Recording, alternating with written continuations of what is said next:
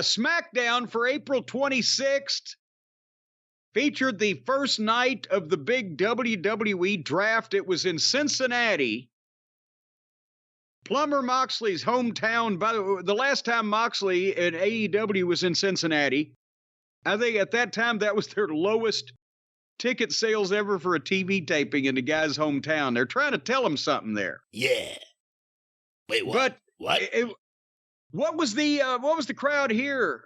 Brian, did you get a ticket figure? Because it looked to be tens of thousands of people again. There was a lot of people there. I'll look and see if we can get an attendance figure. But and while you do that, I'm going to lean heavily on Brian on your sports fanosity, your fanaticism with the sports. You know the baseball, you know the football, you know the cricket, the rugby, the lacrosse, these things. And I don't follow the football. And I've never seen the NFL draft. I don't know what the particulars are, what the detail, how they go about the thing and you know, et cetera, right? But I would probably, if I had to make a guess about one thing, and you can tell me whether I'm right or wrong or not, the one thing I do know about the NFL draft, it's probably a shoot, isn't it? Is it a shoot? I mean, it's a real draft. I don't know what else you could be referring to. Well, I mean, the teams don't. There aren't any turns.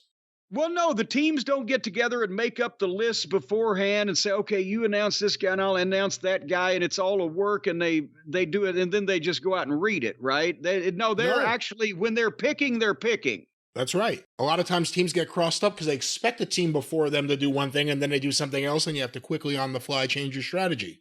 And boom, wild card, bitches. Right?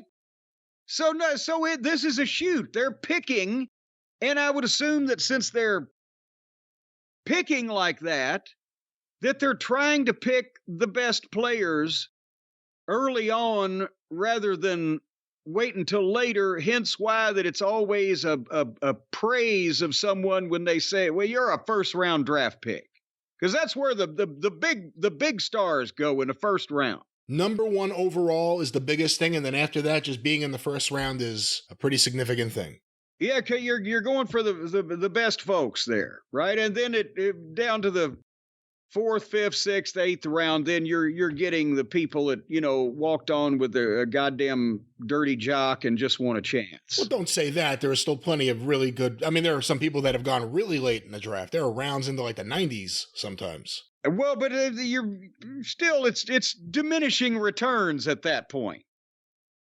So the point is, how I understand if that's a system the NFL uses, then that's fine. But why are they still doing this in the WWE when they can't do it where it makes fucking sense because of the nature of wrestling? You can't just draft people.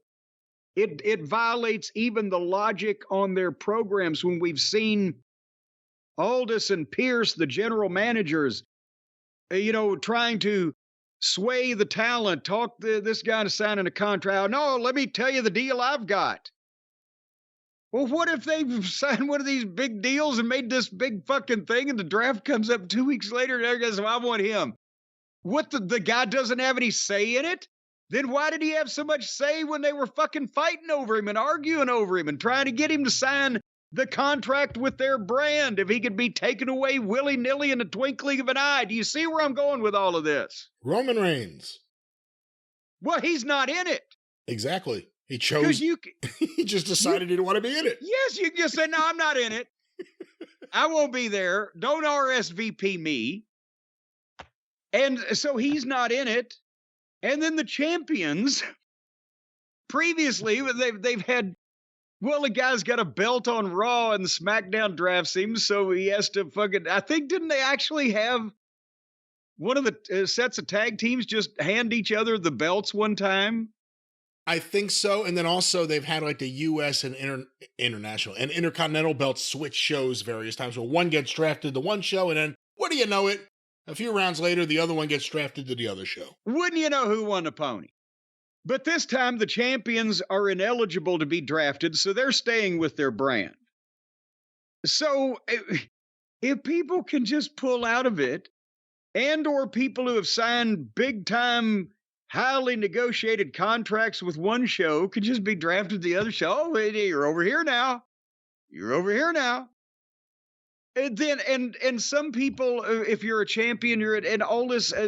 Why the fuck are they doing this? It makes no sense. They're just copying the NFL, and same week they do it. Is that basically what we're down to now? We're down to it's something that would pop a rating in the past, so it's become an annual tradition. But the biggest problem was it felt like no one got drafted anywhere. Everyone stayed the same except NXT people.